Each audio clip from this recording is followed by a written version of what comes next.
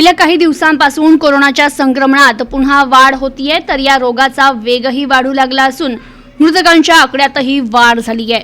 देशात सर्वत्र कोरोनाने पुन्हा एकदा आपले पाय रोवायला सुरुवात केली आहे।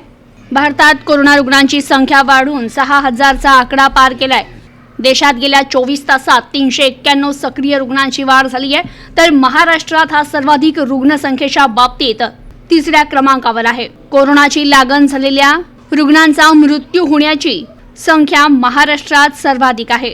गेल्या 24 तासात देशात 4 लोकांचा मृत्यू झालाय, तर जानेवारीपासून आतापर्यंत कोरोनामुळे 59 लोकांचा जीव गेलाय।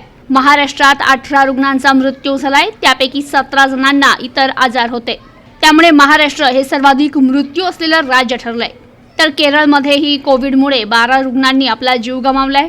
केरळमध्ये परिस्थिती गंभीर आहे असं मंत्रालयानं म्हटलंय। दिल्लीत 7 लोकांचा मृत्यू झालाय, तर गुजरातमध्ये 2 लोकांचा मृत्यू झालाय।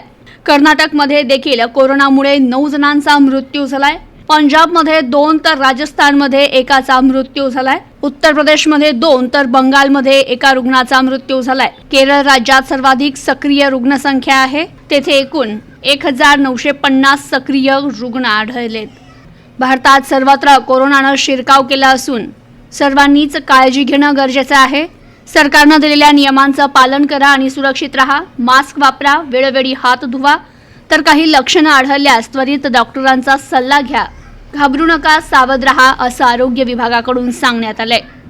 Bureau report, news today 24।